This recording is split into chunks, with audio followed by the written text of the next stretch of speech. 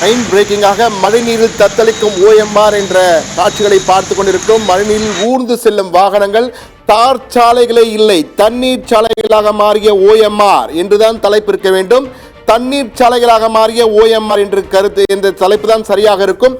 என்றால் தார் சாலைகளை தாரையே பார்க்க முடியல, தார் சாலைகளை காணவில்லை, அங்கு தண்ணீர் சாலைகள் தான் இருக்கின்றன.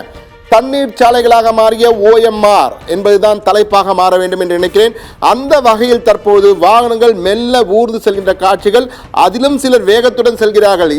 இரு சக்கர வாகனத்தில் செல்வர்கள் பெரிய ஒரு தண்ணீரை நீச்சல் அடித்து செல்வது போல செல்கின்ற காட்சிகளை தான் தற்போது பார்த்து கொண்டிருக்கிறோம்.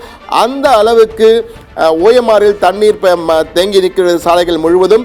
அங்கு தார் சாலைகளே காணவில்லை, தண்ணீர் சாலைகள் மட்டுமே காட்சியளிக்கின்றன.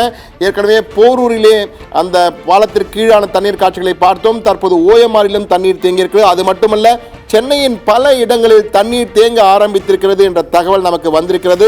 பல்வேறு இடங்களிலே தண்ணீர் தேங்கி இருக்கிறது என்ற தகவல் மூலமாக சென்னை அண்ணா நகரில் சாந்தி காலனியில் தண்ணீர் தேங்கி இருக்கிறது. அதே போன்று பிரதான சாலையான அண்ணா சாலை, மவுண்ட் ரோடு என்று அழைக்கப்பட்ட அண்ணா சாலையிலும் பல இடங்களில் தண்ணீர் தேங்கி இருக்கிறது.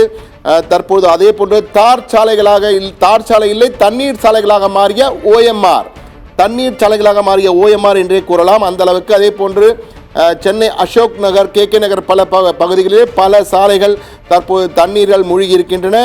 அதே போன்று வடபழனியிலும் பல இடங்கள் தண்ணீரிலே மூழ்கின்றன. தற்போது OMR சாலையை பார்த்து கொண்டிருக்கிறோம். இதற்கு முன்னால் போரூர் பாலத்திற்கு கீழான தண்ணீர் எந்த அளவுக்கு தேங்கியிருக்கிறது என்பதையும் பார்க்க முடிகிறது. உடனுக்குடன் இந்த தண்ணீரை அகற்ற வேண்டும் என்ற கோரிக்கை வைக்கப்படுகிறது. ஆனால் தொடர்ந்து மழை பெய்து கொண்டிருப்பதால் இது போன்ற காட்சிகள் தான் சென்னையின் பல இடங்களில் தற்போது வந்து கொண்டிருக்கின்றன. அந்த காட்சிகளை உடனுக்குடன் நாம் பகிர்ந்து கொண்டிருக்கிறோம்.